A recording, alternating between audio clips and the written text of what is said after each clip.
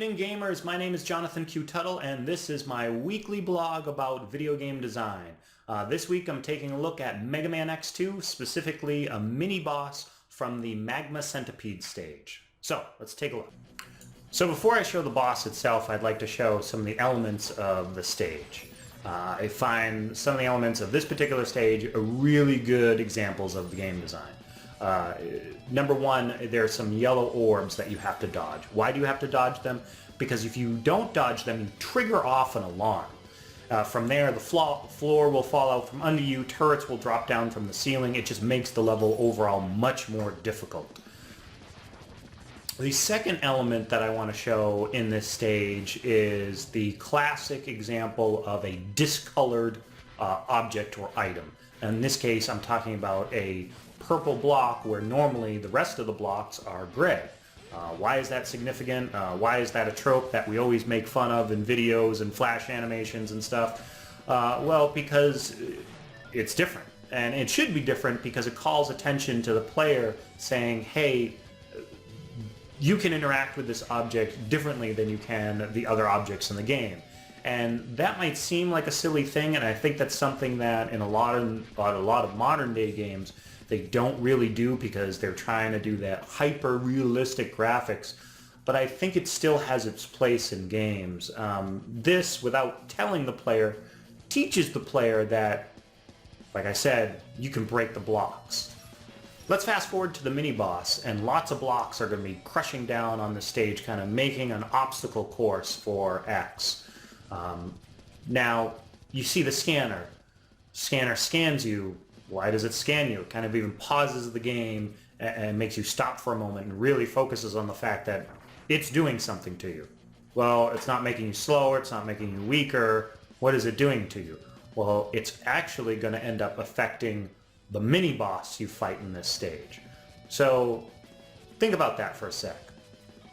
If you didn't get scanned, if you dodged the scanned, what would happen? If you get scanned 3 times like I just did, what's going to happen? Well, you're going to find out in about 2 seconds. So here's the mini-boss. He's going to have the scanner on him, and every time that he successfully scanned you is going to make him more powerful, more health, more damage. That's a great concept. Having to really have an agile and quick moment in the game, rewarding speed, equals a less difficult mini-boss. But being tempered and patient means you've got to fight a more difficult mini-boss. So this stage has 2 different reward systems within the stage. The first half of the stage had you dodging the yellow balls because otherwise the stage would become more difficult, the alarms would set off. And now it has you moving fast to dodge the scanner, otherwise you make the mini-boss harder. That's a really interesting duality. First half being cautious but quick, second half being reckless and quick. Let's do a little brainstorming for a sec. What else can we do based on that concept that we just learned, okay?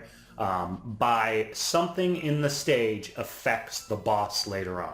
Well, number one, we could do something by collecting X number of items will weaken the boss. So let's say there are 10 coins in the stage and you collect all 10 coins, it makes the boss not as difficult. We're rewarding a player's collective nature in that way. Number two, how about discovering a hidden item will weaken the boss, rewarding our efforts of exploration. Okay?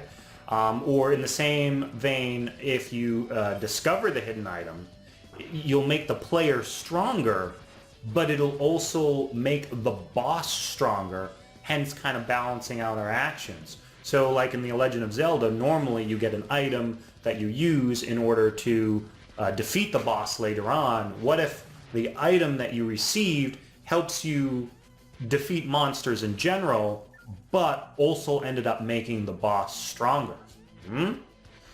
The fourth thing that you could do is change the boss's difficulty based on the ability of the player.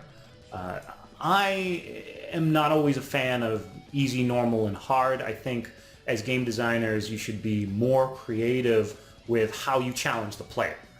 So what I'm talking about is basically a variable boss difficulty. How do you do that? Well, you have to think about a couple of measurements that you can take about the player. So how good is the player at completing the level will change the difficulty of the boss. So how many enemies the player will beat in that level.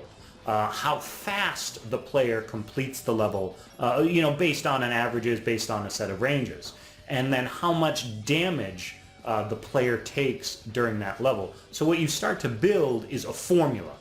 You have number of enemies and how fast the player is minus how much damage the player took equals how difficult the boss is going to be, or how difficult you scale the boss is going to be for that player.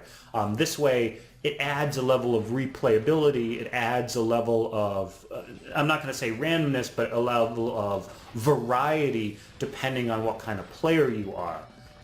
And what can you do with these kind of variables? Well, you can always make the boss harder. Sure, give him more health, give him more damage, give him more speed, just increase his stats. But I would suggest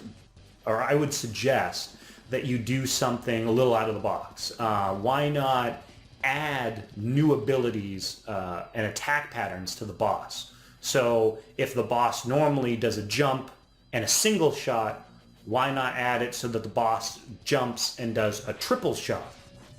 More difficult, you have to dodge more bullets. Or maybe adding some kind of teleport to the boss where normally he doesn't teleport. The idea is that if the player is meeting the challenge you set for them, okay, you're creating new challenges.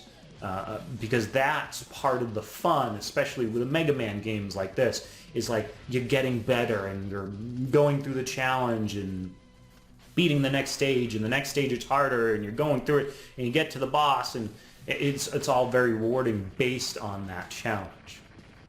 So that's what all I have today for Mega Man X2. Like I said, we're going to be doing these videos. I'm going to be doing these videos every week. So by all means, please subscribe. I also have a website, goodeveninggamers.com. There will be a blog. There will be a podcast.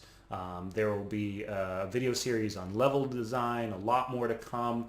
This is just one part of my overall educational idea for game design, so definitely check back. Lots of good things to come. Thank you.